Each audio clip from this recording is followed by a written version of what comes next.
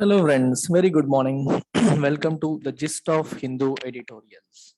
So, as usual, I'm making this announcement of new batches from October 1st. Whoever is planning to join our UPSC Infinity, do join before 30th September. Fees అనేవి తర్వాత fee అనేది revise అవుతుంది and మీకు EMI option కూడా ఉంది. మీరు ఒకేసారి pay చేయాలన్నా కొంత డిస్కౌంట్ కూడా మీకు వస్తుంది. ఈ నెంబర్కి మీరు కాల్ చేసి మీ డీటెయిల్స్ అనేవి చెప్పొచ్చు. ఏమైనా డౌట్స్ ఉన్నా సరే ఈ నెంబర్ కాల్ చేసి మీరు అడగొచ్చు. And you can also check out our website ltxclasses.com. So new batches అనేవి యూపీఎస్సీ ఇన్ఫినిటీతో పాటు దీస్ ఆప్షనల్స్ కి కూడా స్టార్ట్ అవుతుంది. Public administration, anthropology, sociology and PSIR optionals కి కూడా మనకి న్యూ బ్యాచెస్ స్టార్ట్ అవుతున్నాయి. సో ఇవాల్టి ఎడిటోరియల్స్ వచ్చి నేను 2 తీసుకున్నాను. పేజ్ నెంబర్ 7లో ఉన్నవి. సో మొదటిది వచ్చేసి economy article GS paper 3 UPSC మీకు జిఎస్ పేపర్ 3 కింద ఇది వస్తుంది. రెండవది వచ్చేసి మీకు సోషల్ జస్టిస్ కింద తీసుకోవచ్చు. స్కీమ్స్ ఎలా డిజైన్ చేయాలి అనే ఆస్పెక్ట్ జిఎస్ పేపర్ 2 కింద మీరు చూడవచ్చు. రెండు కూడా యూపీఎస్సీ మెయిన్స్ పాయింట్ ఆఫ్ వ్యూలో చాలా చాలా ఇంపార్టెంట్. సో ఇది మొదలు పెడదాం. This particular article changing the agri exports basket. So before getting into this, I would like to reiterate the importance of our particular course UPSC Infinity and how it is better than every other UPSC course that you see in the market. So mana UPSC course vachesi meeru chuste it is absolutely student centric approach తో వెళ్తుంది. So ప్రతి faculty కూడా student కి అర్థమవుతుందా లేదా అనే aspect మీద focus చేస్తారు. The focus is on making them understand. ప్రతి ఒక్క స్టూడెంట్ అబ్సల్యూట్ బిగినర్ కూడా అర్థమయ్యేలా చెప్పడం అనేది ఫస్ట్ మనం ఫోకస్ చేసే అంశం. ఎక్కడైనా ఇలాగే చేస్తారు సార్ అని అనుకోవచ్చు మీరు. No, there is a difference. ఇక్కడ ఫ్యాకల్టీ పైన ప్రెషర్ ఉండదు. ఇన్ని గంటల్లో సిలబస్ కంప్లీట్ చేయాలనే ప్రెషర్ నేను పెట్టకపోవడం వల్ల they get freedom to teach wholeheartedly. మనసులోంచి చెప్తారు, ప్రతి స్టూడెంట్కి అర్థమైందా లేదా అడుగుతారు, అర్థమైన తర్వాతే ముందుకు వెళ్తారు. So we will take some additional hours, but అల్టిమేట్గా ప్రతి స్టూడెంట్ కూడా సాటిస్ఫై అవుతారు. ఇది first premise. You can check whether it is happening in other institutes or not. Second thing వచ్చేసి we give lifetime validity. Life time validity ఇస్తున్నాం. ఏ UPSC institute కూడా ఇది ఇవ్వదు. మీకు 1 year 9 months మాత్రమే వ్యాలిడిటీ ఇస్తారు. But we're giving life time validity. అంటే మీకు ఉద్యోగం వచ్చేంత వరకు, till the time you crack UPSC you are my student. నా దగ్గరికి వచ్చే ప్రతి స్టూడెంట్ కూడా యూపీఎస్సీ క్రాక్ చేసి లేకపోతే వాళ్ళకి నచ్చిన గవర్నమెంట్ ఉద్యోగం క్రాక్ చేసి నవ్వుతూ బయటికి వెళ్ళాలి. That is the objective behind life time validity. అది 2 ఏళ్ళు పట్టొచ్చు, 3 ఏళ్ళు పట్టొచ్చు, కొంతమందికి 5 ఏళ్ళు పట్టొచ్చు. బట్ సురేష్ సార్ సపోర్ట్ మీకు ఉంటుంది. ఎల్టెక్స్ క్లాసెస్ యొక్క సపోర్ట్ అనేది మీకు ఉంటూనే ఉంటుంది till the time you crack your job. ఇది సెకండ్ ఆస్పెక్ట్.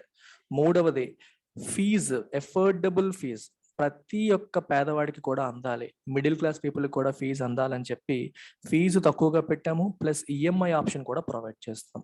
సో 60,000 రూపాయలకి మీరు ఎక్కడన్నా సరే లైఫ్ టైం వ్యాలిడిటీతో UPSC prelims plus mains plus interview అన్నీ కలగలిపి ప్లస్ సీసాట్తో పాటు ఏ కోర్స్ అన్నా వస్తుందా మీరు చెక్ చేయండి. 60,000 కూడా ఒకేసారి పే చేయకుండా 5,000 పర్ మంత్ ఇన్స్టాల్మెంట్స్ లో పే చేసేలాగా check life time validity also. ఈ ఆస్పెక్ట్స్ అన్ని మీరు ఒక్కసారి చెక్ చేస్తే మీకు తెలిసిపోతుంది how affordable are course is. ప్రతి ఒక్క మిడిల్ క్లాస్ అండ్ పేద విద్యార్థికి కూడా యూపీఎస్సీ అనేది అందని ద్రాక్ష కాకూడదని చెప్పి ఇలా మనం రన్ చేస్తున్నాం. So beautiful. ఇంత తక్కువ ఫీజు వస్తుంది, లైఫ్ టైం వ్యాలిడిటీ వస్తుంది అంటే ఫ్యాకల్టీ క్వాలిటీ తక్కువ ఉంటుందేమో అనుకుంటున్నారేమో. ప్రతి ఒక్క ఫ్యాకల్టీ వీడియో కూడా మీకు యూపీఎస్సీ డెమో కోర్సులో ఉంది. మన వెబ్సైట్లో యూపీఎస్సీ డెమో అని చెప్పి టైప్ చేయండి. ఒక ఫ్రీ కోర్స్ ఉంటుంది. అందులో అన్ని సబ్జెక్ట్స్కి శాంపుల్ వీడియోస్ ఉంటాయి. నేను, Sairam sir, Prasad sir, Narayanamurthy sir, ఎవరెవరైతే ఫ్యాకల్టీ మెంబర్స్ ఉన్నారో అందరి వీడియోస్ కూడా అందులో ఉంటాయి. మీరు చెక్ చేయొచ్చు టీచింగ్ ఎలా ఉంటుంది, టీచింగ్ స్టైల్ ఎలా ఉంటుంది, ప్రతి వ్యక్తికి అర్థమయ్యేలా ఎలా చెప్తారని మీరు చెక్ చేసిన తర్వాతనే రావచ్చు. చాలా మంది అనుకుంటారు ఫీజు తక్కువ కదా, క్వాలిటీ బాగుండదేమో అని. నేను క్వాలిటీ విషయంలో మీరు ఏపీ తెలంగాణలో ఉన్న నెంబర్ 1 ఇన్స్టిట్యూట్తో కంపేర్ చేయండి. What ever you feel is number 1, దాంతో పట్టుకొని సురేష్ సార్ ఎకానమీ ఎలా ఉంది, సురేష్ సార్ ఎథిక్స్ ఎలా ఉంది, సాయిరామ్ సార్ హిస్టరీ ఎలా ఉంది, ప్రసాద్ సార్ జాగ్రఫీ ఎలా ఉంది, ఇలా మన ఫ్యాకల్టీ క్లాసెస్తో మీరు వాళ్ళకి కంపేర్ చేసి ఎలా ఉన్నాయో మీరు డిసైడ్ చేసుకోండి. So this is about this. ఇంకా ఇవి కాకుండా we're giving something extra to you. ఆ ఎక్స్ట్రా ఏంటో తెలుసా మీకు? Plan B. ప్లాన్ బి అంటే యూపీఎస్సీ కోసం మీరు ట్రై చేస్తారు. ఒకవేళ యూపీఎస్సీ రాకపోయినా సరే, చాలా మంది, ఎందుకంటే యూపీఎస్సీలో సక్సెస్ రేట్ చాలా తక్కువ, ఒకవేళ యూపీఎస్సీ రాకపోతే ప్లాన్ బి ఏంటనే భయం చాలా మందికి ఉంటుంది. ప్లాన్ బి కూడా మనకి ఇక్కడే ఎన్ష్యూర్ అయిపోయింది. We're offering group 1 as complimentary. UPSC ఇన్ఫినిటీకి వచ్చే వాళ్ళకి గ్రూప్ 1 అనేది ఫ్రీ, గ్రూప్ 2 అనేది ఫ్రీ, అలాగే బ్యాంక్ ఎగ్జామ్స్ మీకు ఫ్రీ వస్తాయి, ఎస్ఎస్సి సిజిఎల్ ఫ్రీ వస్తుంది, ఆర్బీఐ గ్రేడ్ బి కూడా మీకు ఫ్రీ వస్తుంది. ఈ ఎగ్జామ్స్ అన్ని మీకు అబ్సల్యూట్ గా ఫ్రీగా రావడం వల్ల యూపీఎస్సీ ఇన్ఫినిటీతో పాటు you get all these as complimentary. ఒకవేళ యూపీఎస్సీ క్రాక్ చేయలేకపోయినా సరే, ప్యారలల్ గా వేరే ఎగ్జామ్ రాయాలనుకున్నా మీరు బయటకి వెళ్ళక్కర్లేదు, వేరే ఎక్కడ ఫీజు కట్టాల్సిన పని లేదు. ఈ కోర్సెస్ కి కూడా మీకు లైఫ్ టైం వ్యాలిడిటీ అనేది యాజ్ ఇట్ ఈస్ గా వచ్చేస్తుంది. Even for these courses you get life time validity. So you have to call this number. ఈ నెంబర్కి కాల్ చేయండి. September 30th లోపు జాయిన్ అవ్వడానికి ప్రయత్నం చేయండి. October 1st నుంచి కొత్త బ్యాచెస్ అనేవి స్టార్ట్ అవుతున్నాయి. So don't miss this opportunity.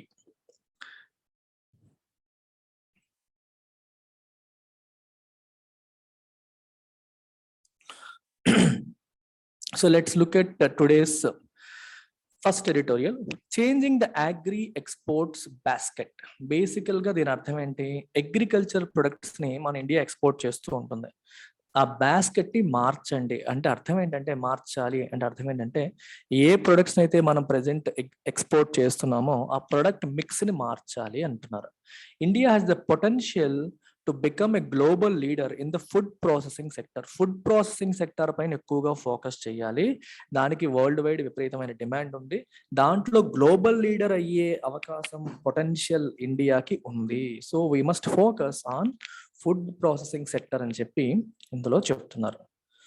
ఇక్కడ మీరు చూస్తే నెంబర్ చూడండి, ఫుడ్ ప్రొడక్ట్స్ యొక్క మిక్స్ ఎంత అంటే టోటల్ ఎక్స్పోర్ట్స్ లో 11%.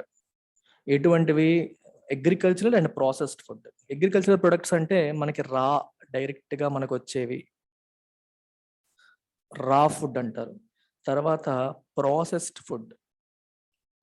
ప్రాసెస్డ్ ఫుడ్ లో మళ్ళీ మీకు ప్రైమరీ అండ్ సెకండరీ అని చెప్పి మనం తీసుకోవచ్చు. మీకు ఒక ఎగ్జాంపుల్ చెప్తే మీకు అర్థమైపోతుంది. వీట్ ఉందనుకోండి, గోధుమల్ని మీకు మిల్లుకి పంపించి దాన్ని గోధుమ పిండి చేశారనుకోండి, ఇది ప్రైమరీ ప్రొడక్ట్. గోధుమ పిండిని ఉపయోగించి మనం ఏమంటారు, బ్రెడ్ తయారు చేశారనుకోండి, బ్రెడ్ మనకి సెకండరీ ప్రొడక్ట్. అర్థమైందా? యాజ్ ఆఫ్ నౌ ఇండియా ఈ ప్రైమరీ ప్రొడక్ట్స్, ప్రైమరీ ప్రాసెస్డ్ విషయంలో బాగానే ఉన్నాం. ఇప్పుడు ధాన్యం ఉంది, ధాన్యం మిల్లుకి పంపించి బియ్యం చేస్తున్నాం, రైస్ చేసి బాస్మతి రైస్, వేరే క్వాలిటీ రైస్ ఎక్స్పోర్ట్ చేస్తున్నాం. దాంట్లో ఇండియా బాగానే ఉంది. ప్రాబ్లం అంతా ఎక్కడ వస్తుందంటే, సెకండరీ ప్రాసెస్డ్ ఫుడ్ లేదా value added processed foods. Value added processed food ఇలాంటి వాటిని ఎక్స్పోర్ట్ చేసే విషయంలో ఇండియా ఇంకా వెనుకబడి ఉంది. సో వీటికి ఎక్కువ ధర పలుకుతుంది. వీటిని మనం ఎక్స్పోర్ట్ చేసినప్పుడు ఇంటర్నేషనల్ గా ఎక్కువ డిమాండ్ ఉంటుంది, మనకి ఎక్కువ సంపాదించే అవకాశం అనేది ఉంటుంది. అన్ఫార్చునేట్లీ మనం దీంట్లో బాగా వెనకపడ్డాం. ప్రైమరీ ప్రాసెస్డ్ ఫుడ్ లో బాగానే ఉన్నాం, డైరెక్ట్ ఫుడ్ లో కూడా బాగానే ఉన్నాం. So that's what the author is trying to tell us in this particular editorial. ఈ ఎడిటోరియల్లో ఆథర్ చెప్పాలనుకుంటోంది అది.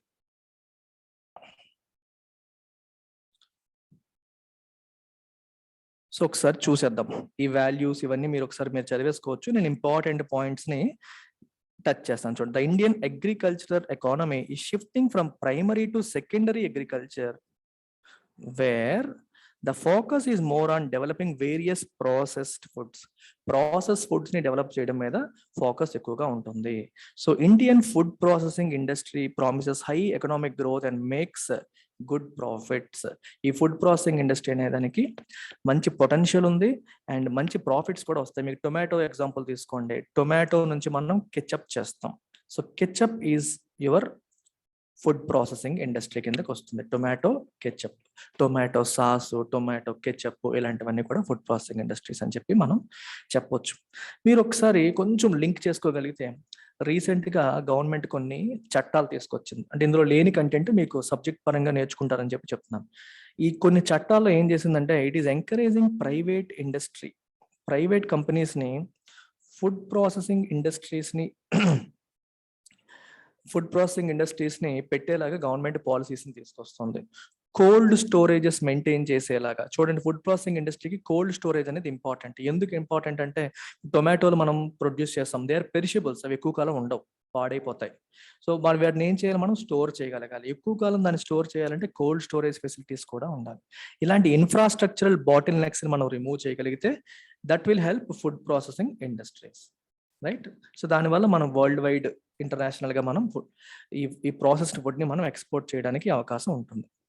సో ఇక్కడ కూడా మీకు అదే రాస్తున్నారు, చేంజ్ అవుతుంది over a period of time అని చెప్తున్నారు. వేటికి ఎక్కువ డిమాండ్ ఉందని కూడా రాశారు. బాస్మతి రైస్ కి జనరల్ గా ఎక్కువగా డిమాండ్ ఉంది. రీసెంట్ గా నాన్ బాస్మతి రైస్ కూడా బాగా పెరుగుతుంది అంటున్నారు. అలాగే ఇండియన్ బఫెలో మీట్ కి కూడా విపరీతమైన డిమాండ్ ఉంది ఇంటర్నేషనల్ గా. వియత్నాం, హాంకాంగ్ లాంటి రాష్ట్రాలని చెప్పారు. అలాగే poultry, egg, sheep, goat meat, cashew kernels, groundnuts, వీటన్నిటికి కూడా మంచి ఇన్ఫాక్ట్ వాటి యొక్క డిమాండ్ అనేది, వాటి యొక్క ఎక్స్పోర్ట్ అనేది తగ్గిపోయిందని రాశారు. వాటి యొక్క డిమాండ్ తగ్గింది. అయితే ఈ ఆర్టికల్ యొక్క ప్రధాన ఉద్దేశం వచ్చేసి processed food, the export of processed food products has not been growing fast enough. ఇది మనం అనుకున్నంతగా గ్రో అవ్వట్లేదు.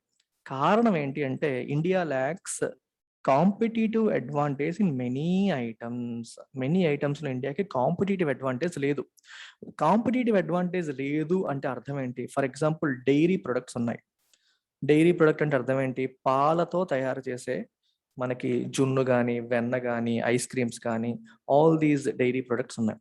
డైరీ ప్రొడక్ట్స్ని ఇండియా ఎక్స్పోర్ట్ చేయాలి అనుకోండి. ఇప్పుడు ఆస్ట్రేలియా తీసుకోండి. ఆస్ట్రేలియాకి మనం డైరీ ప్రొడక్ట్స్ ఎక్స్పోర్ట్ చేయాలి అనుకుంటున్నాం. మన ఆస్ట్రేలియాకి ఇండియాను డైరీ ప్రొడక్ట్స్ ఎక్స్పోర్ట్ చేయాలి అన్నప్పుడు ఆస్ట్రేలియాలో డైరీ ప్రొడక్ట్స్ యొక్క రేట్ ఎలా ఉంది, వాటి యొక్క ధర ఎలా ఉంది, దాంతో ఇండియా నుంచి ఎక్స్పోర్ట్ అవుతున్న ఈ డైరీ ప్రొడక్ట్స్ యొక్క ధర ఎలా ఉంది, దాంతో కంపీట్ చేయగలిగేలా ఉండాలి కదా. అక్కడ ధరల కంటే మన ధరలు తక్కువ ఉంటే, లేదా అక్కడ వాటి కంటే ఎక్కువ క్వాలిటీ ఉంటే, సేమ్ ధరకు వచ్చినా సరే అప్పుడు మన ప్రొడక్ట్ కాంపిటేటివ్ అవుతుంది.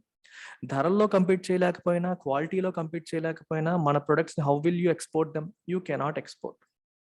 అర్థమైందా? కాంపిటేటివ్ అడ్వాంటేజ్ ఉండాలంటే either you should have better quality at the same price, or తక్కువ ప్రైస్కి same quality at lower price. Same quality lower price అన్న ఉండాలి, better quality at same price అయినా ఉండాలి. అలా ఉంటేనే మన ప్రొడక్ట్ కాంపిటేటివ్ అవుతుంది. యాజ్ ఆఫ్ నౌ ఆ కంపరేటివ్ అడ్వాంటేజ్ అనేది చాలా ఐటమ్స్ కి లేకపోవడం వల్ల ఫుడ్ ప్రాసెసింగ్ ఇండస్ట్రీ అనేది పెరగట్లేదు. సో దాని అర్థం ఏంటి? ఇక్కడ రాశారు అది కూడా. This may imply that domestic prices of processed food products are much higher compared to the world reference prices. World లో ఉన్న ప్రైసెస్ తో కంపేర్ చేస్తే మన ప్రైసెస్ ఎక్కువలాగా ఉన్నాయి. సో అందుకనే మన గవర్నమెంట్ యొక్క అగ్రికల్చర్ ఎక్స్పోర్ట్ పాలసీ యొక్క ఆబ్జెక్టివ్ ఏంటి చూడండి, is to diversify and expand the export basket so that instead of primary products the export of higher value items including perishables and processed food be increased. ఇంకా అదే చెప్తాను మీకు, primary products జనరల్గా మనం చేసే ధాన్యం, బియ్యం, గోధుమలు ఇలాంటి వాటికంటే కూడా ప్రాసెస్డ్ ఫుడ్ యొక్క షేర్ అనేది పెరగాలి. Tomato ketchups, dairy products, bread ఇలాంటివి అనమాట. వీటితో తయారు చేసే వస్తువుల యొక్క ఎక్స్పోర్ట్స్ పెరగాలి. వీటికి మధ్యలో వాల్యూ ఎడిషన్ జరుగుతుంది కాబట్టి ఎక్కువ ధరకు అమ్మొచ్చు, అలాగే మంచి ప్రాఫిట్స్ కూడా వస్తాయి. అయితే అన్ఫార్చునేట్లీ ఇక్కడ ఇందులో ఇంకొన్ని ఆస్పెక్ట్స్ రాశారు. అంటే మన దేశం నుంచి ప్రాసెస్డ్ ఫుడ్ ని పంపిస్తున్న exporters they are facing some difficulties. మీరు చూడండి, దే కాన్ఫ్రంట్ డిఫికల్టీస్. ఏంటా difficulties? And non tariff measures కూడా వాళ్ళు ఫేస్ చేస్తున్నారు by other countries on Indian exports. ఈ పదాలు కొద్దిగా ఇంపార్టెంట్ చూసుకోండి. ఇది ఇండియా అనుకుందాం, మీకు ఎగ్జాంపుల్ చెప్తాను. Let us say this is Japan. India నుంచి you are exporting something, we're exporting a product to Japan అనుకోండి. మనం ఎక్స్పోర్ట్ చేసినప్పుడు మనం ఎక్స్పోర్ట్ చేస్తున్నామంటే జపాన్ పాయింట్ ఆఫ్ వ్యూలో అదేంటి? ఇంపోర్ట్. ఇండియా ఎక్స్పోర్ట్ చేస్తుంది, జపాన్ ఇంపోర్ట్ చేస్తుంది. ఈ ఇంపోర్ట్ చేస్తున్న మన ఫుడ్ పైన Japan can impose a tariff. Tariff అంటే మీకు డ్యూటీ, ఇంపోర్ట్ డ్యూటీ వేయొచ్చు. అంటే 20% ఇంపోర్ట్ డ్యూటీ సుంకం కట్టాలి, దిగుమతి సుంకం అంటాం. సో మనం 100 రూపాయలు రేటు పెట్టి పంపుతుంటే వాళ్ళు 20% సుంకం వేశారనుకోండి, అది 120 రూపీస్ అవుతుంది. దీన్ని టారిఫ్ మెజర్ అంటారు. అర్థమైందా? టారిఫ్ మెజర్ అని అంటారు. అలా కాకుండా జపాన్లో ఇండియా నుంచి మీరు let us say some X tons of products మాత్రమే ఇంపోర్ట్ చేయాలని చెప్పి లిమిటేషన్ పెట్టారనుకోండి. You cannot import more than a certain number of tons from India అన్నారు అనుకోండి, దాన్ని ఏమంటాం? కోటా రెస్ట్రిక్షన్ అంటాం. We call it quota restriction. అర్థమైందా? కోటా. ఈ కోటా రెస్ట్రిక్షన్ అనేది నాన్ టారిఫ్ మెజర్. ఎందుకంటే దీంట్లో పర్సంటేజ్ ఏం లేదు, ఇంత పర్సెంట్ ట్యాక్స్ వేయండి అని చెప్పట్లేదు, కానీ ఇంత అమౌంట్ మాత్రమే ఇంపోర్ట్ చేయండి, బియాండ్ దట్ చేయకండి అని చెప్పి చెప్పడం. ఇంకొక ఎగ్జాంపుల్ చెప్తాను, అంటే మీకు ట్రేడ్కి డిస్టార్టింగ్ యాక్టివిటీస్ అంటారు వీటన్నిటిని. ఇప్పుడు ఇండియా ఏ ప్రొడక్ట్ అయితే ఎక్స్పోర్ట్ చేస్తుందో జపాన్కి, ఆ ప్రొడక్ట్ పైన జపాన్లో ఇంటర్నల్గా గవర్నమెంట్ సబ్సిడీ ఇచ్చింది అనుకోండి. అర్థమైందా? ఆ ప్రొడక్ట్ ప్రొడక్షన్లో జపాన్ గవర్నమెంట్ కొంత ఖర్చు తను భరించింది అనుకోండి, దాన్ని సబ్సిడీ అంటాం. జపాన్ గవర్నమెంటే కొంత ఖర్చు భరించినప్పుడు ఏమవుతుంది? Cost of production of that particular product అనేది తగ్గిపోతుంది. ఆ ప్రొడక్ట్ యొక్క కాస్ట్ ఆఫ్ ప్రొడక్షన్ ఏమవుతుంది? తగ్గిపోతుంది. సో వాళ్ళ జపాన్ దేశంలో ప్రొడ్యూస్ చేయబడే ప్రొడక్ట్ ఇండియా నుంచి ఇంపోర్ట్ చేసుకున్న ప్రొడక్ట్ కంటే కాంపిటేటివ్ అయిపోతుంది. సో దీన్ని కూడా నాన్ టారిఫ్ మెజర్ అంటారు. టారిఫ్ అంటే పర్సంటేజ్ వేసి సుంకాలు వేయడం, ఎక్స్పోర్ట్ డ్యూటీ, ఇంపోర్ట్ డ్యూటీ వేయడం టారిఫ్. అలా కాకుండా ఈ కోటా విధించడం కానీ లేదా సబ్సిడీ ఇవ్వడం కానీ ఇట్లాంటివన్నీ నాన్ టారిఫ్ మెజర్స్. జనరల్ గా ఇవన్నీ మీకు నాన్ టారిఫ్ మెజర్స్. ఇందులో అవన్నీ రాయలేదు, బట్ నేను కొన్ని చెప్పాను. అయితే నాన్ టారిఫ్ మెజర్స్ ఇవేనంటే ఇంకా ఉన్నాయి. ఇక్కడ ఏం రాశారో చూడండి. Some of these include mandatory pre shipment examination by the export inspection agency being lengthy and costly. దీని అర్థం ఏంటి? మనం వేరే దేశానికి ఎక్స్పోర్ట్ చేయాలి అంటే ఎక్స్పోర్ట్ ఇన్స్పెక్షన్ ఏజెన్సీ వాళ్ళతో ఒక ఎగ్జామినేషన్ చేయాలి, ప్రీ షిప్మెంట్ ఎగ్జామినేషన్. అంటే వాళ్ళు వచ్చి స్కాన్ చేయాలి. ఈ ప్రాసెస్ అనేది బాగా లెందీగా మరియు కాస్ట్లీగా ఉంది, చాలా టైం తినేస్తుంది, వాళ్ళకు కూడా ఎంతో పే చేయాల్సి వస్తుంది. దీనివల్ల కూడా ఇండియన్ ఎక్స్పోర్టర్స్ సఫర్ అవుతున్నారు. ఇంకా compulsory spice board certification being needed even for ready to meet products which contain spices in small quantities. Spices ఉన్న ప్రొడక్ట్స్ ఏవైనా ఉంటే స్మాల్ క్వాంటిటీస్ లో ఉన్నా సరే స్పైస్ బోర్డు వాళ్ళతో ఒక సర్టిఫికేషన్ చేయించడం. అలాగే స్టేట్ గవర్నమెంట్స్ సరైన ప్లానింగ్ చేయకపోవడం ఎక్స్పోర్ట్స్ విషయంలో. అలాగే కన్సిస్టెంట్ అగ్రికల్చరల్ పాలసీ లేకపోవడం. గవర్నమెంట్ నుంచి ఇయర్ ఆన్ ఇయర్ ఎంకరేజ్ చేస్తాం మేము అగ్రికల్చర్కి అన్నట్టుగా ఒక కన్సిస్టెంట్ పాలసీ ఉందనుకోండి, అప్పుడు ఏం చేస్తారు? ప్రైవేట్ సెక్టర్ వాళ్ళు కూడా మన రాష్ట్రంలో ఇన్వెస్ట్ చేస్తారు. గవర్నమెంట్ పాలసీస్ మనకు సహకరిస్తున్నాయి, కన్సిస్టెంట్ గా ప్రెడిక్టబుల్ గా ఉన్నాయి అంటే అప్పుడు వాళ్ళు they will be ready to invest in this products. Food processing ఇండస్ట్రీలో వాటిలోనే ఇన్వెస్ట్ చేస్తారు. గవర్నమెంట్ మారినప్పుడల్లా పాలసీలు మార్చేయడం, సంవత్సరానికల్లా రూల్స్ మార్చేస్తున్నారు అనుకోండి, nobody will come and invest. ఇప్పుడు చూడండి, మన ఆంధ్రాలో ప్రీవియస్ గవర్నమెంట్ చేసినవన్నిటిని ప్రస్తుతం ఉన్న గవర్నమెంట్ రివర్స్ చేస్తుంది. దానివల్ల ఏమవుతారు? కొత్తగా ఎవరు రారు. ఈ గవర్నమెంట్ మారినప్పుడల్లా పాలసీలు మార్చేస్తూ ఉంటే మాకు ఇబ్బంది కదా, మేము పెట్టిన ఇన్వెస్ట్మెంట్స్ అన్ని వేస్ట్ అవుతాయి కదా అని చెప్పి వాళ్ళు రావడానికి ఇష్టపడరు అనమాట. ఎవరైనా సరే ఏ కంట్రీలోనైనా సరే ఇన్వెస్టర్స్, పెట్టుబడిదారులు, బిజినెస్ చేసే వాళ్ళు స్టేబుల్ ఎన్వైరన్మెంట్ కోరుకుంటారు. అంటే గవర్నమెంట్ వాళ్ళకి సపోర్టివ్ గా స్టేబుల్ గా ఉండాలి. ఈ రోజు ఒక రూలు రేపు ఒక రూల్ ఉండేలాగా ఉండకూడదు. అలా ఉంటే వాళ్ళు ఇష్టపడరు పెట్టుబడి పెట్టడానికి. అలాగే చూడండి, prohibition of import of meat and dairy based products in most of the developed countries లో ఈ ప్రొడక్ట్స్ ని ఇంపోర్ట్ చేయడాన్ని ప్రొహిబిట్ చేస్తారు. దానివల్ల కూడా మన ఎక్స్పోర్టర్ సఫర్ అవుతున్నారు. ఇంకా withdrawal of generalize system of preferences by US for import of processed food from India. US లో there is something called generalized system of preferences. ఇది ఎప్పటిదో కొన్ని సంవత్సరాల నుంచి ఉంది. దీంతో 100+ కంట్రీస్ కి అమెరికా ఏం చేస్తుందంటే జిఎస్పి స్టేటస్ ఇస్తుంది.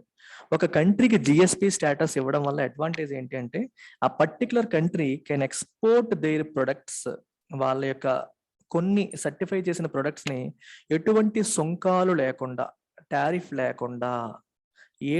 లేకుండా మీరు అమెరికాకి పంపించాలి. అంటే అమెరికా వాటి మీద ఇంపోర్ట్ డ్యూటీస్ గట్రా వేయదు, వేసినా చాలా తక్కువ వేస్తుంది అని అర్థం. అందుకే జనరలైజ్ సిస్టమ్ ఆఫ్ ప్రిఫరెన్సెస్ అని చెప్పి రాశారు.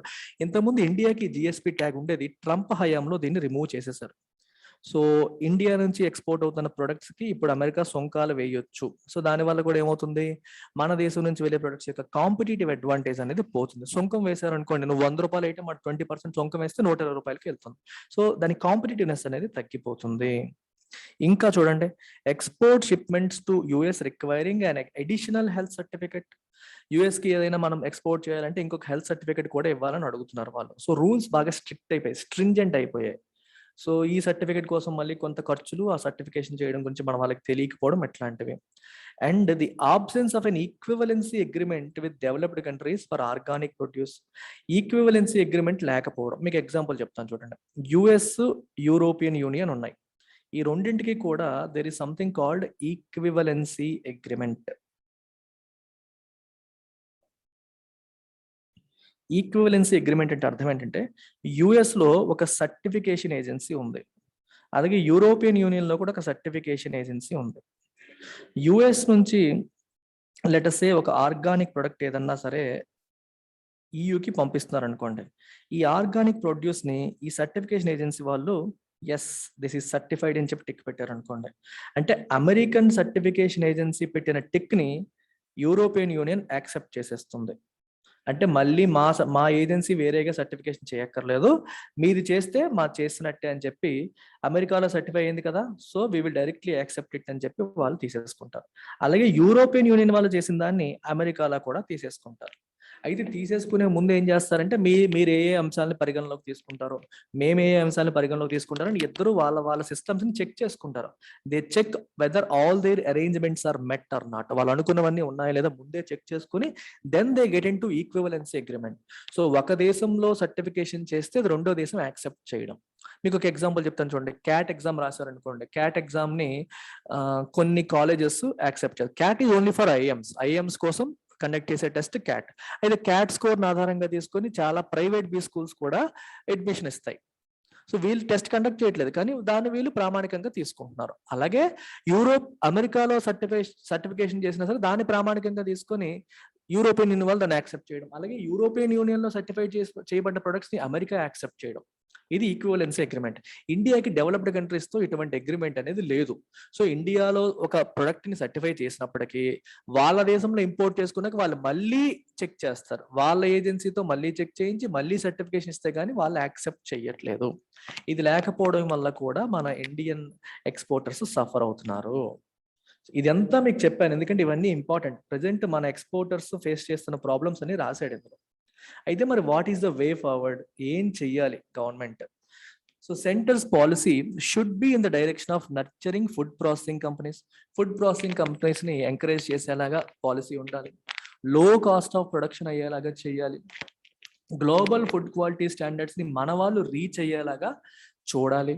అండ్ సపోర్టివ్ ఎన్వైరన్మెంట్ ని క్రియేట్ చేసి ఎక్స్పోర్ట్స్ ని ప్రమోట్ చేయాలి. డెవలప్డ్ కంట్రీస్ ఏమో ఫిక్స్డ్ హై స్టాండర్డ్స్ పెట్టాయి ఇంపోర్ట్ కోసం.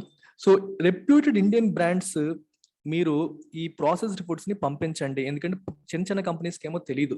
మీకు తెలుసు కదా వాళ్ళు ఏ స్టాండర్డ్స్ పెట్టారో, ఆ స్టాండర్డ్స్ ప్రకారం మీరు ప్రొడక్ట్ ప్రాసెస్డ్ ఫుడ్ తయారు చేసి వాళ్ళకి ఎక్స్పోర్ట్ చేయండి అని చెప్పి వాళ్ళని ఎంకరేజ్ చేయాలి. ఇండియన్ కంపెనీస్ కూడా కాస్ట్ కాంపిటేటివ్నెస్ మీద, అంటే తక్కువ ధరకే ప్రొడ్యూస్ చేయడం పైన ఫోకస్ చేయాలి. గ్లోబల్ స్టాండర్డ్స్ రీచ్ అయ్యేలా చూడాలి. టెక్నాలజీ అప్గ్రేడ్ చేసుకోవాలి. So global food processed export market ని ట్యాప్ చేయాలి, ఎందుకంటే దానికి మంచి డిమాండ్ ఉంది. అన్ఫార్చునేట్లీ మనం దాన్ని ట్యాప్ చేయలేకపోతున్నాం. సో ఇండియాకి వేరియస్ అగ్రికల్చరల్ కమోడిటీస్ లో కాంపిటేటివ్ అడ్వాంటేజ్ ఉంది. దాన్ని మనం ప్రాసెస్డ్ ఫుడ్ వైపు కూడా పాస్ ఆన్ చేయగలగాలి. Only then we can become a global leader in the food processing industry. అప్పుడు ఫుడ్ ప్రాసెసింగ్ ఇండస్ట్రీలో మనం గ్లోబల్ లీడర్ అయ్యే అవకాశం అనేది ఉంది. ఇది మొదటి editorial for today. So let's look at the second one. This is very interesting. What counts is seldom counted. ఈ సెంటెన్స్ లోనే చాలా ఇంట్రెస్టింగ్ మీనింగ్ ఉంది. ఇక్కడ కౌంట్ అనే పదాన్ని రెండు రకాలుగా ఉపయోగించారు. కౌంటెడ్ ఇక్కడ రాసింది ఏంటి, లెక్కించడం. వాట్ కౌంట్స్ అంటే ఏది ఇంపార్టెంటో అని అర్థం. ఇక్కడ కౌంట్ అంటే మీనింగ్ రెండు, ఇక్కడేమో లెక్కించడం అనే మీనింగ్, ఇక్కడేమో ఇంపార్టెంట్ అనే మీనింగ్, రెండు వచ్చాయి. Right. What counts is seldom counted. ఏది ఇంపార్టెంటో అది లెక్కించబడట్లేదు. దేని గురించి రాశారు? సెన్సస్ డేటా గురించి రాశారు. సెన్సస్ డేటా అనేది చాలా చాలా ఇంపార్టెంట్. సెన్సస్ డేటా చాలా చాలా ఇంపార్టెంట్. మీకు డెకేడల్ సెన్సస్ అంటారు. అంటే 10 ఏళ్ళకి ఒకసారి సెన్సస్ అనేది తీసుకుంటారు. ప్రతి ఇంటికి వెళ్ళి హౌస్ హోల్డ్ సర్వే అంటాం. ప్రతి ఒక్క ఇంటికి వెళ్ళి వాళ్ళ యొక్క జెండర్, వాళ్ళ యొక్క ఎడ్యుకేషన్, వాళ్ళ యొక్క ప్రొఫెషన్, ఎంతమంది ఉన్నారు, ఏజ్, రకరకాల పారామీటర్స్ అన్నిటిని కూడా క్యాప్చర్ చేస్తారు. సెన్సస్ డేటా దేనికి ఉపయోగపడుతుంది? ఎప్పుడైనా ఆలోచించారు మీరు? సెన్సస్ డేటా అనేది ఎందుకు ఉపయోగపడుతుంది? Just think about it. The census data అనేది గవర్నమెంట్ యొక్క పాలసీ మేకింగ్ కి హెల్ప్ అవుతుంది. చాలా చాలా చాలా మందికి తెలియదు ఎందుకు డేటా క్యాప్చర్ చేస్తారు అని. It helps in policy making. మీకు డెమోగ్రాఫిక్స్ అనే వాటిపైన అవగాహన వస్తుంది. What is demographic? డెమోగ్రాఫిక్స్ అంటే మన భారతదేశంలో ఏ ఏజ్ గ్రూప్ వాళ్ళు ఎంతమంది ఉన్నారు, 0 to 10 ఏజ్ గ్రూప్ ఎంతమంది, 11 to 20, 20 to 30, 30 to 40, 40 to 50 ఎంతమంది, ఇందులో మెయిల్ ఎంతమంది, ఫిమేల్ ఎంతమంది, ఇందులో మెయిల్ ఎంతమంది, ఫిమేల్ ఎంతమంది, మెయిల్ ఎంతమంది, ఫిమేల్ ఎంతమంది, ఎంప్లాయిడ్ ఎంతమంది, అన్ఎంప్లాయిడ్ ఎంతమంది, ఎంతమంది ఏ ఏ ప్రొఫెషన్స్ లో ఉన్నారు, ఫార్మల్ సెక్టర్ లో ఎంతమంది ఉన్నారు, ఇన్ఫార్మల్ సెక్టర్ లో ఎంతమంది ఉన్నారు. ఫార్మల్ అంటే గవర్నమెంట్ జాబ్స్ కానీ లేదా రెప్యూటెడ్ ప్రైవేట్ ఆర్గనైజేషన్స్ లో కానీ ఉంటూ వాళ్ళకి గవర్నమెంట్ కి ట్యాక్స్ కడుతూ వాళ్ళకి పిఎఫ్ ఇలాంటి ఫెసిలిటీస్ ని పొందుతున్న వాళ్ళే ఫార్మల్ సెక్టర్ అంటాం. ఇన్ఫార్మల్ అంటే కన్స్ట్రక్షన్ ఇండస్ట్రీస్ కానీ ఇలాంటి అన్ఆర్గనైజ్ సెక్టర్ అంటారు. వీళ్ళకి గవర్నమెంట్ కి వీళ్ళు ఆదాయం మీద ట్యాక్స్ కట్టరు, అలాగే వీళ్ళకి ఎటువంటి సోషల్ సెక్యూరిటీ నెట్ కూడా ఉండదు. ఇట్లాంటివి ఇన్ఫార్మల్ సెక్టర్. ఈ డేటా ఎప్పుడైతే మనకు లభిస్తుందో ఆ డేటాను ఉపయోగించి government can frame policies. Unemployment ఎలా ఉంది, లేదా జెండర్ స్పెసిఫిక్ గా ఏమైనా ప్రోగ్రామ్స్ తీసుకురావాలా, ఉమెన్ పలానా ఏరియాలో ఉన్న ఉమెన్ బాగా వెనకబడి ఉన్నారు, పలానా ఏరియాలో ఉన్న మెన్ బాగా వెనకబడి ఉన్నారు, పలానా ఏరియాలో పలానా ఏజ్ గ్రూప్ వాళ్ళు సఫర్ అవుతున్నారు. ఇలాంటి రకరకాల ఇన్సైట్స్ మనకు వస్తాయి. వాళ్ళ కష్టం ఏంటి, వాళ్ళ ప్రాబ్లం ఏంటి తెలుస్తుంది. దానికి తగ్గట్టుగా government can design policies to help them.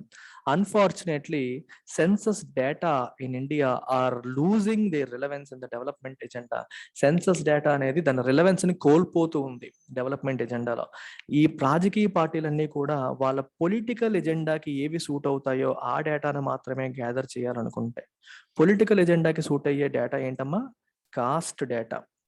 కాస్ట్కి సంబంధించిన డేటా ఉంటే ఏ కాస్ట్ వాళ్ళు ఎంతమంది ఉన్నారు, సో ఎవరికి మనం గేలం వేస్తే మనకి ఎక్కువ ఓట్లు పడతాయి, ఇలాంటి ఆస్పెక్ట్స్ మీద పొలిటీషియన్స్ కి ఫోకస్ ఉంది తప్పితే అందరినీ బాగు చేయాలన్న ఆలోచన మనకి రావట్లేదు.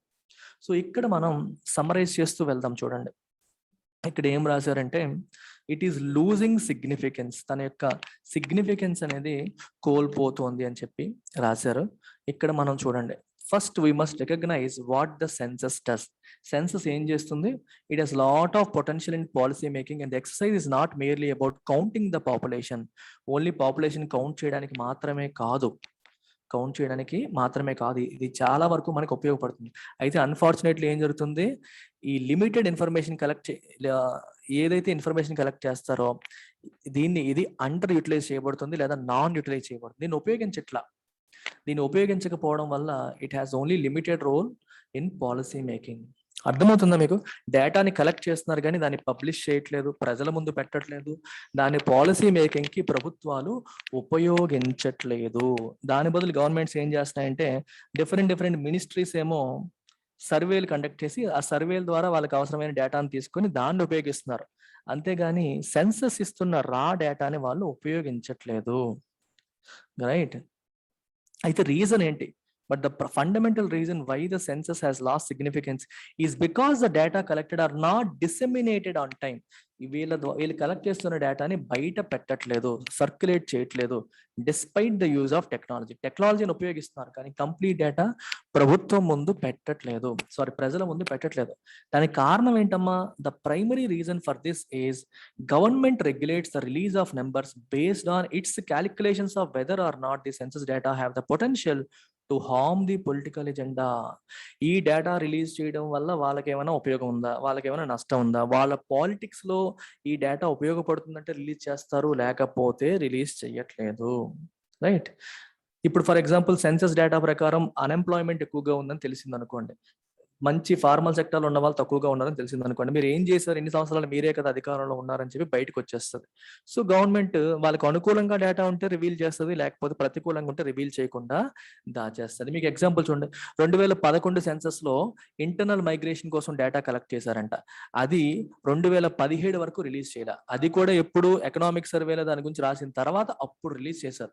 2011లో కలెక్ట్ చేసిన డేటా 2017 వరకు కూడా చెయ్యలేదు. రైట్. ఇప్పుడు గవర్నమెంట్ లో యొక్క ఫోకస్ ఎట్టిపోయింది, concerns now are only about counting castes and minorities which will help political masters serve their own interest. Regular census data మీద దృష్టి పెట్టకుండా కాస్ట్ బేస్డ్ సెన్సస్ అని ఈ మధ్యన గోల్ చేస్తున్నారు, మీరు చూస్తున్నారు కదా. సో కాస్ట్ ని క్యాలిక్యులేట్ చేయాలి, మైనారిటీస్ ఎవరు ఉన్నారని క్యాలిక్యులేట్ చేయాలి, దీని మీదకి పొలిటికల్ పార్టీస్ అని డిమాండ్ చేస్తున్నాయి. ఎందుకని, వాళ్ళ ఓన్ ప్రయోజనాలు, వాళ్ళ ఓన్ ఇంట్రెస్ట్ ని సర్వ్ చేయడానికి. సో డేటా తీసుకొని ఆ డేటాను ఉపయోగించి ఏ కాస్ట్ వాళ్ళు ఎలా ఉన్నారు, ఏ కాస్ట్ వాళ్ళు వెనకబడి ఉన్నారు అని చెప్పి వాళ్ళ కోసం వీళ్ళు ఫైట్లు చేసి, పోరాటాలు చేసి, రిజర్వేషన్స్ ఎక్స్టెండ్ చేసుకొని వీళ్ళు వాళ్ళకు అనుకూలమైన పాలసీస్ ని, వాళ్ళకు అనుకూలమైన స్కీమ్స్ ని ఎలక్షన్ ఎజెండాల్లో పెట్టుకోవడం కోసం పొలిటీషియన్స్ ఈ కాస్ట్ బేస్డ్ డేటా మీద ఫోకస్ చేస్తున్నారు తప్పితే రెగ్యులర్ సెన్సస్ డేటా పైన వీళ్ళు ఫోకస్ చేయట్లేదు. రైట్, ఇది మనకి జరుగుతుంది. చివరికి ఎలా అయిపోయిందంటే ఇది just like count of population లాగా మారిపోయింది. సెన్సస్ డేటా అనేది ఓన్లీ కౌంట్ ఆఫ్ పాపులేషన్ లాగా మారిపోయింది తప్పితే దీన్ని ఎవరు కూడా ఉపయోగించట్లేదు. ఇక్కడ చాలా ఇంపార్టెంట్ ఆస్పెక్ట్ వచ్చేసి మీకు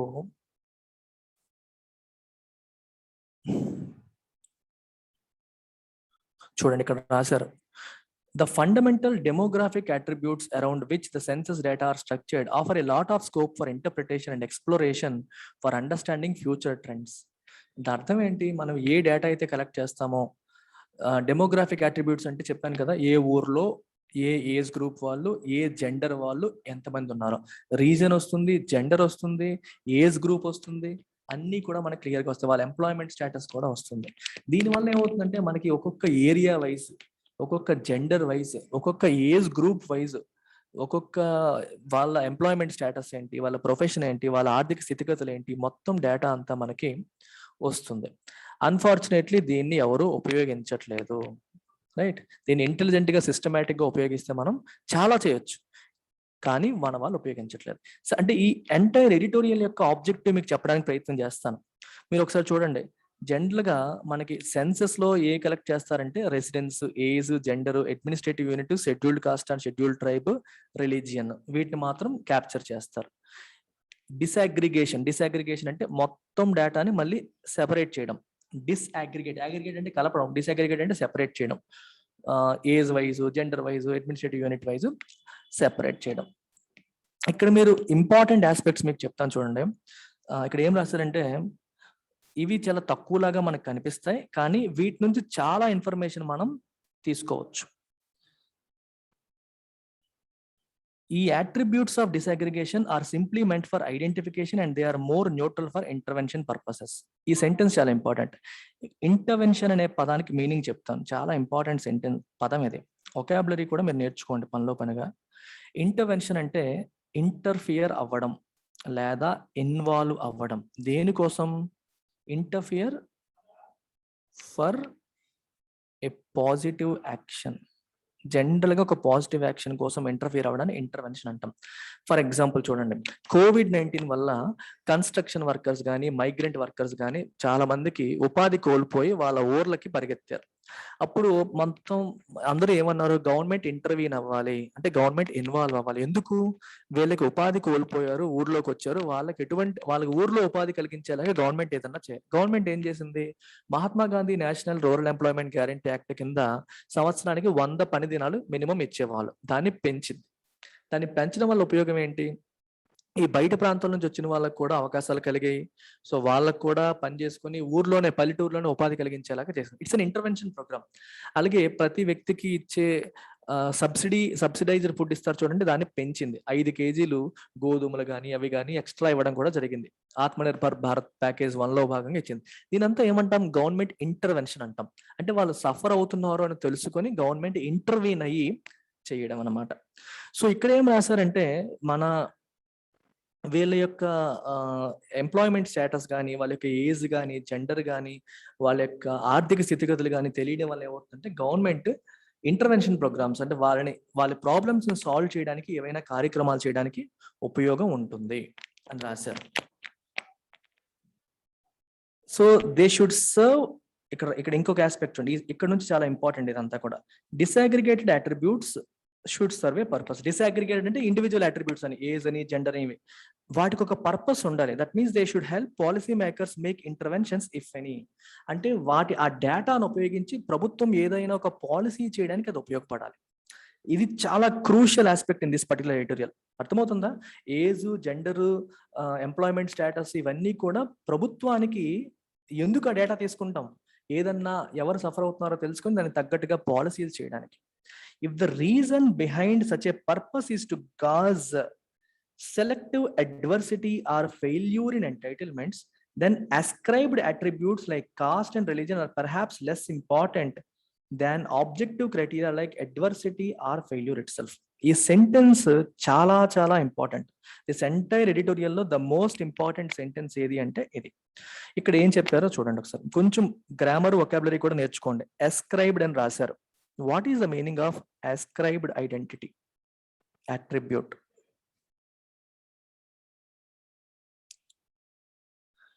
ascribed identity లేదా ascribed attribute.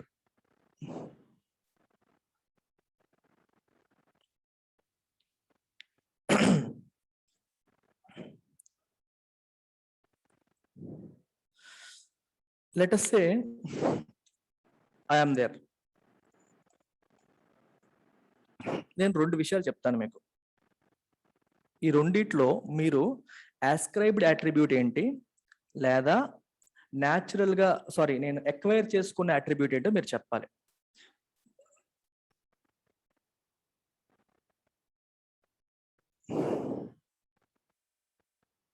చూడండి, ఇక్కడ ఒకవైపు రిలీజియన్ రాశాను, ఇంకోవైపు నా ఎడ్యుకేషన్ రాశాను. ఇందులో ascribed ఏది అంటే నాకు ascribe చెయ్యబడింది, నువ్వు పలానా అని వేరే వాళ్ళు చెప్తే నాకు తెలిసింది, లేదా నా చేతుల్లో లేనిది ఏంటది? మతం. నా చేతుల్లో లేనిది మతం. This is ascribed attribute. ఈ బిఈ ఎంబీఏ అనేది నేను ఎక్వైర్ చేసుకుంది, అంటే నేను చదివి సంపాదించుకుంది. అర్థమైందా? సో దీన్ని మనం దిస్ ఈజ్ మోడిఫైయబుల్. దీన్ని మనం మార్చగలం, దీన్ని మార్చలేం. మార్చాలంటే మతం మార్పిడి చేసుకోవచ్చు, కానీ అగైన్ మారాడ్రా అంటారు. ఇది నీకు పుట్టుకతో వస్తుంది, ఇదేమో నువ్వు ఎక్వైర్ చేసుకుంటుంది, లేదా మోడిఫైయబుల్ అట్రిబ్యూట్. ప్రభుత్వం ఇక్కడ ఈ పర్టికులర్ ఆధార్ ఏమంటున్నారంటే, మనం డేటా క్యాప్చర్ చేసినప్పుడు why don't you focus on modifiable attributes like this. ఈ మోడిఫైయబుల్ అట్రిబ్యూట్స్ ని మీరు చూడండి. ascribed అట్రిబ్యూట్స్ ఎందుకు చూస్తున్నారు? మీ ఫోకస్ ఏంటి? మీ ఫోకస్ అనేది అడ్వర్సిటీ అయితే, అడ్వర్సిటీ అంటే డిఫికల్ట్ టైమ్స్, కష్టకాలం అంటాం. సెలెక్టివ్ అడ్వర్సిటీ అంటే ఏ ప్రాంతంలో ఉన్న ప్రజలు కష్టాల్లో ఉన్నారు, ఎవరికి ఫెయిల్యూర్ ఇన్ ఎంటైటిల్మెంట్స్ అంటే ప్రభుత్వం ఇస్తున్న పథకాలు ఎవరికి అందట్లేదు, ఇలాంటివి ఐడెంటిఫై చేయడమే మీ ఉద్దేశమే అయితే దానికి మీకు కాస్ట్, రిలీజియన్ ఎందుకు? Why do you need caste and religion? You don't need. అర్థమవుతుందా? ascribed attributes like caste and religion are perhaps less important than objective criteria like adversity and failure itself. యాక్చువల్గా ఇవే మనకి ఇంపార్టెంట్. కష్టంలో ఉన్నాడంటే వాడు హిందువా, ముస్లిమా, క్రిస్టియనా, వైశ్యానా, బ్రాహ్మణ, ఎస్సీనా, ఎస్టీనా, why do you care? If someone is suffering, you go and help him. మనం హెల్ప్ చేయడానికి ఏం చేయాలో మీరు చెయ్యండి. ఇవి ఆబ్జెక్టివ్ క్రైటీరియా, ఇవి మారో. Why do you want to look at caste, why do you want to look at religion అని చెప్పి this particular author is questioning. ఇక్కడ ఇంకా ఏం చెప్తున్నారు? In fact associating caste or religion for identification and intervention generates an environment of patronage. Government ఏం చేస్తుంది? Cost ఇప్పుడు ఏం చేస్తుందంటే చూడండి, ఇప్పుడు ఫర్ ఎగ్జాంపుల్ గవర్నమెంట్ ఎలా ప్లాన్ చేస్తుందంటే ఒక పర్టికులర్ కాస్ట్ డేటా తీసుకుంటుంది. వాళ్ళందరూ సఫర్ అవుతున్నారు అనుకోండి, ఈ పర్టికులర్ కాస్ట్ వాళ్ళు సఫర్ అవుతున్నారు, సో ఈ కాస్ట్ వాళ్ళ కోసం సెపరేట్ ప్రోగ్రామ్ లాంచ్ చేయండి. ఇలా ఆలోచిస్తుంది. ఆదర్ ఏమంటాడు, ఎవరు సఫర్ అవుతున్నారో వాళ్ళకి ప్రోగ్రామ్ లాంచ్ చేయు, దీన్నే పారామీటర్ గా తీసుకో, సఫరింగ్ ని పారామీటర్ గా తీసుకో. Why do want to take caste as a parameter? మీరు కాస్ట్ ని పారామీటర్ గా తీసుకోవడం వల్ల ఏమవుతుంది, it is creating a culture of patronage. Patronise అంటే సపోర్ట్, పొలిటికల్ ప్యాటర్నైజ్ అంటారు. ఈ పర్టికులర్ కాస్ట్ కి ఏ పార్టీ సపోర్ట్ చేస్తుంది, మా కాస్ట్ వాళ్ళందరూ మీకు ఓట్లేస్తాం, మా కులపు వాళ్ళందరూ మీకు వెంటుంటాం. ఇలాంటి కల్చర్ అనేది బిల్డ్ అయిపోతుంది. ఎందువల్ల అంటే ఈ కాస్ట్ బేసిస్ మీద మీరు ప్రోగ్రామ్స్ తయారు చేయడం వల్ల. Why do you create programmes on caste, why not on suffering? Suffering ఎవరు సఫర్ అవుతున్నారో వాళ్ళ కోసం చేయండి, ఇర్రెస్పెక్టివ్ ఆఫ్ ద కాస్ట్ అని చెప్పి ఆదర్ అంటున్నాడు. అర్థమైందా? ఇక్కడ చూడండి, while there is no disagreement that systematic adversities are generated by one's caste position. అయితే ఒక విషయం చూడండి, ఎస్సీస్ ని డిస్క్రిమినేట్ చేయడం వల్లే వాళ్ళకి కష్టాలు వచ్చాయి అనే విషయం కూడా ఉంటుంది. కాస్ట్ అనేది కారణం కాదని తోసేయడానికి లేదు. సిస్టమాటిక్ అడ్వర్సిటీస్ అనేవి వాళ్ళకి మనం డిస్క్రిమినేట్ చేయడం వల్లే వచ్చాయి, దాన్ని ఎవరు అడ్డు చెప్పట్లేదు. అలా అని చెప్పి it is not necessary to have the count of attribute as it is to know the magnitude of adversity and it's locational attributes.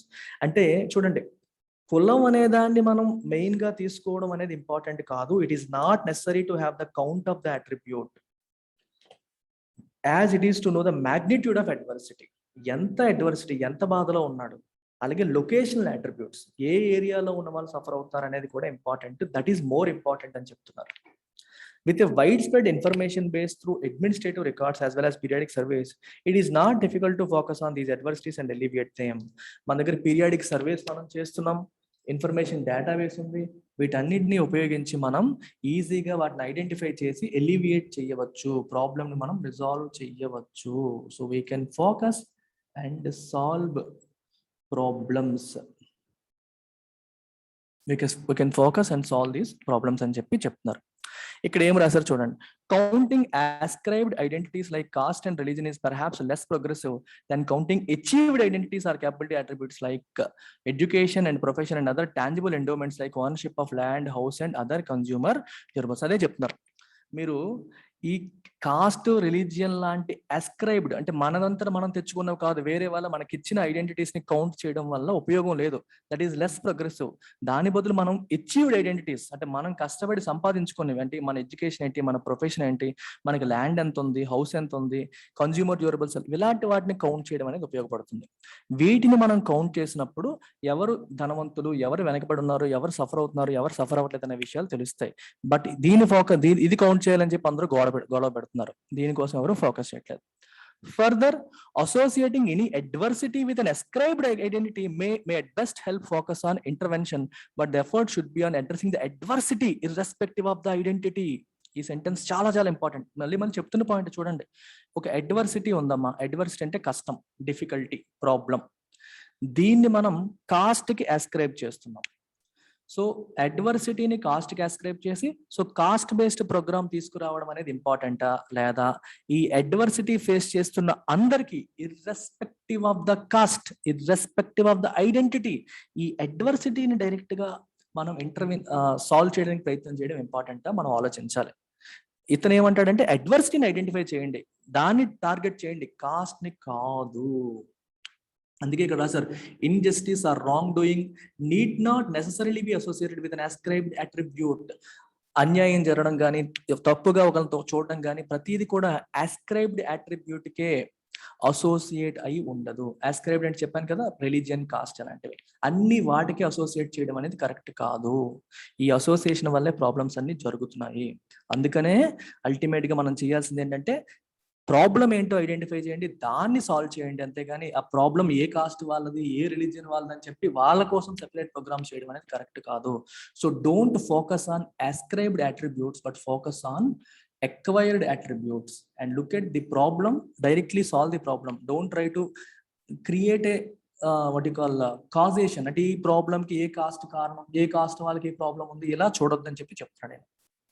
On the whole, count and characteristics are equally important. Characteristics important, count important, but the characteristics are modifiable, hold the key towards change. Count చేయడం ఇంపార్టెంటే, అయితే characteristics అంటే అర్థం ఏంటి, cost కూడా characteristic, అదేమో acquired. Education profession కూడా characteristics అవి ఏంటి మోడిఫైయబుల్. ఈ మోడిఫైయబుల్ క్యారెక్టరిస్టిక్స్ అనేవి మోర్ ఇంపార్టెంట్, ఎక్వైర్డ్ కాదు. ఈ మోడిఫైయబుల్ క్యారెక్టరిస్టిక్స్ మీద దృష్టి పెట్టి మనం యాక్షన్ తీసుకోవాలి. అందుకే అంటారు it is rightly said that what can be counted may not count and what counts is seldom counted. ఏది ఇంపార్టెంట్ అది మనం కౌంట్ చేయట్లేదు, ఏది కౌంట్ చేస్తున్నామో అది పెద్దగా ఉపయోగం లేదు అని చెప్పి ఆధార్ చెప్తున్నారు. That's about it. Take care, by by.